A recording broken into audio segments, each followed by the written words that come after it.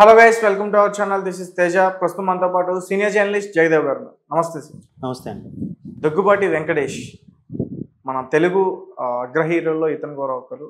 So ఇతని రెండవ కూతురి ఎంగేజ్మెంట్ చాలా పకడ్బందీగా ప్లాన్ చేస్తున్నారు ఎవరికి తెలియకుండా అని చెప్పేసి ఒక వార్త అయితే వెలుగులోకి రావడం జరిగింది. అండ్ రీసెంట్గా నమ్రత గారు కూడా తన ఎక్స్ అకౌంట్ ద్వారా కూడా కొన్ని ఫోటోలు కూడా పెట్టడం జరిగింది. సో ఇప్పటివరకు వెంకటేష్ గారు ఫ్యామిలీ మెంబర్స్ ఎవరు కూడా ఏ వేదికలోనే మనకి కనిపించరు. ఈవెన్ వాళ్ళ అబ్బాయిని కూడా ఇప్పుడు కూడా ఆయన ఎక్కువగా పరిచయం చేయలేదు. సో మరి ఈ సందర్భాన్ని ఎలా అర్థం చేసుకోవాలంటారు?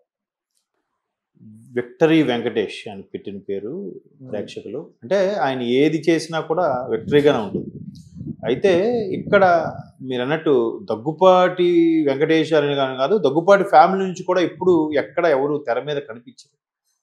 ఈవెన్ సురేష్ బాబు గారి ఫ్యామిలీ కానీ, వెంకటేష్ గారి ఫ్యామిలీ కానీ ఎంతసేపు వీళ్ళు వేడుకలకు వచ్చి వీళ్ళు కనిపించినట్టుగా వీళ్ళు సింగిల్గా వచ్చినట్టు సందర్భాలు చూసాం తప్ప వెంకటేష్ గారు సతీ సమేతంగా హాజరైనట్టుగా చాలా అరుదు, చాలా అరుదు అంటే చాలా అరుదు. సో ఆయనకి 3 కూతుర్లు, ఒక బాబు అనుకుంటా వెంకటేష్ గారికి. సో ఒకసారి ఎక్కడో ఒక స్వాతి బుక్లో అందులో ఇస్తే నేను చూశాను ఫస్ట్ టైం. మీరు ఇప్పుడంటే యూట్యూబ్లో వచ్చేసే సోషల్ మీడియా వచ్చేసి చూస్తున్నాం కానీ, లేదంటే అసలు ఎక్కడ ఫొటోస్ కూడా కనబడేవి కాదు. అందులో వెంకటేష్ గారికి 3 అమ్మాయిల తర్వాత ఒక బాబు. పైగా ఆయనకి కొద్దిగా ఆధ్యాత్మిక చింతన కూడా ఎక్కువ అంట. ఎందుకంటే మనం గోపాల సినిమా ఆడియో ఫంక్షన్ చూస్తే పవన్ కళ్యాణ్ గారు, వెంకటేష్ గారు యాక్ట్ చేశారు కదా.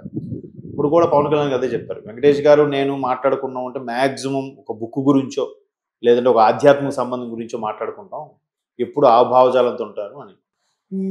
దట్టు పెద్ద హీరోల్లో ఫ్యామిలీ గురించి ఎక్కువగా బయటికి తెలియని అగ్ర హీరోలు ఎవరు ఉన్నారంటే వెంకటేష్ గారు ఒకడే.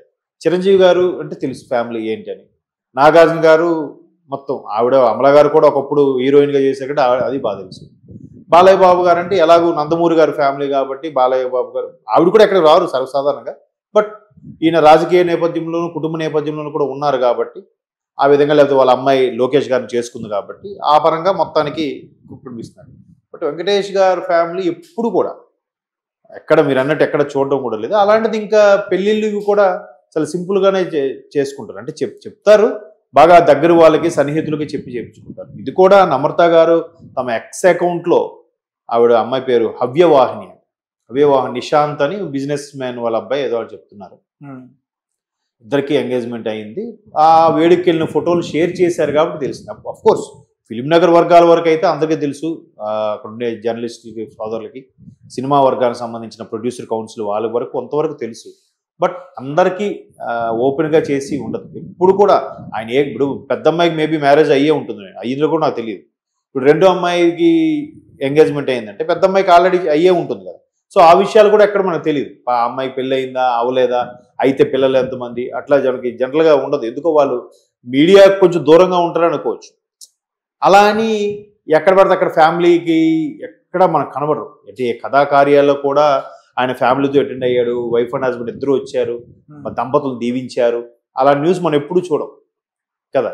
సో ఒక విధంగా అంటే అంత స్టేటస్ ఉండి కూడా రామానాయుడు గారు ఫ్యామిలీ కదా. జనరల్గా ఇండస్ట్రీలో కూడా కొంతమంది వ్యంగ్యంగా వెటకారంగా మాట్లాడినా ఇండస్ట్రీ నడిపించేది ఆ 4 కుటుంబాలని అంటుంటారు. అంటే సరదాగా అనుకుంటే 4 కుటుంబాలు, చిరంజీవి గారి ఫ్యామిలీ, బాలకృష్ణ గారి ఫ్యామిలీ, నాగేంద్ర గారి ఫ్యామిలీ, వెంకటేష్ గారి ఫ్యామిలీ. మెయిన్ ఈ నగర హీరోలు వీళ్ళే కదా. అంటే మిగతా వాళ్ళు లేరని కదా నా ఉద్దేశం.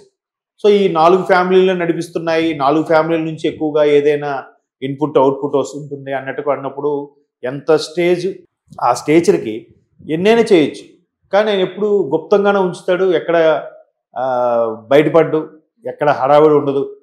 లేదా పలానా పబ్కి వెళ్ళి ఇలా ఇష్యూ చేశాడని, లేదా పలానా దగ్గర ఆయన ఏదో ప్రెస్ మీట్ పెట్టి నోటుకు వచ్చినట్టు మాట్లాడాడని కానీ ఎక్కడ మనకు కనబడదు. వెంకటేష్ అంటే వివాద రహితుడు. ఇటువంటి వివాదాలు కూడా ఉండవు ఆయన మీద కానీ, ఆయన కుటుంబ సభ్యుల మీద కానీ. ఇప్పుడు రానా గారు వచ్చి ఒక నేషనల్ లెవెల్లో ఒక ఇమేజ్ సంపాదించుకొని బాహుబలి లాంటి మూవీలో విలన్గా చేసి, తర్వాత బాలీవుడ్లో కొన్ని సినిమాలు చేసి ఇమేజ్ తెచ్చుకొని ఓకే దగ్గుపాటి వారి ఫ్యామిలీకి ఒక హైప్ వచ్చింది. కానీ లేకపోతే చాలా డీసెంట్గా ఉండే ఫ్యామిలీ అని నా అభిప్రాయం. సో అందుకు ఇప్పుడు అందరికి షేర్ చేయాలని ఎక్కడ ఉంది. కాకపోతే మనం సినిమా వాళ్ళని ఈసారి ప్రతిదీ భూతద్దంలో చూస్తాం. ఏంటి మంచిగా వెళ్ళిపోతే పర్వాలేదు, లేదంటే చిన్న ఇష్యూ వచ్చినా కూడా దాన్ని ఎట్లా జరిగిందట, అవమానం జరిగిందట, పరాభవం జరిగిందంట, అక్కడ పార్కింగ్ ప్లేస్ లేకపోతే పార్కింగ్ డ్రైవర్లు గొడవ పడ్డారంట, ఇంకా అదిగో పులంటే ఇదిగో తోక అనే మీడియా ఉన్న ఈ రోజుల్లో రకరకాలుగా ఇష్యూస్ అవుతుంటాయి కదా. సో కొంతమందికి అవి నచ్చవు, గుంభనంగా ఉంటూ అలా డీసెంట్గా వెళ్ళిపోతూ అనుకుంటారు. బాలీవుడ్ స్టైల్లో ఎలా అంటే చాలామంది బిజినెస్ మ్యాన్లు వాళ్ళు స్టార్లు అందరికి పిలుస్తారు, వాళ్ళకి సంగీత్ అని అదని ఇది, ఇవాళ రేపు ప్రతి ఒక్కరు కూడా సంగీత్ అనే ప్రోగ్రామ్ చేసుకుంటున్నారు. సో వీళ్ళు చేసినా కూడా ఎక్కడ వాళ్ళ పర్సనల్ పోర్టల్లోనో వాళ్ళ పర్సనల్ సైట్లో కూడా రిలీజ్ చేయొచ్చు కదా. సురేష్ బాబు గారి సైటో లేదంటే సురేష్ ప్రొడక్షన్కి సంబంధించిన బ్లాగ్లోనో ఎక్కడోనో రిలీజ్ చేయొచ్చు కదా. అలా కూడా ఉండదు ఎప్పుడు. అదే అనిపిస్తుంది జనరల్గా వాళ్ళ పర్సనల్ బ్లాగ్స్లోనో వాళ్ళ పర్సనల్, లేకపోతే వెంకటేష్ గారికి ఎక్స్ అకౌంట్ ఉంటుంది, రానాకు కూడా ఎక్స్ అకౌంట్ ఉంటుంది, వాళ్ళు షేర్ చేయొచ్చు కదా.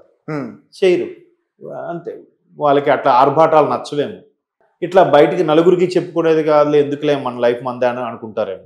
అంటే పర్సనల్ లైఫ్లో వెళ్తే సెక్యూరిటీ రీజన్స్ కూడా కొన్ని వస్తాయి కదా, అలా అయి ఉండొచ్చు మేబీ. అంతే. Okay sir, thank you so much.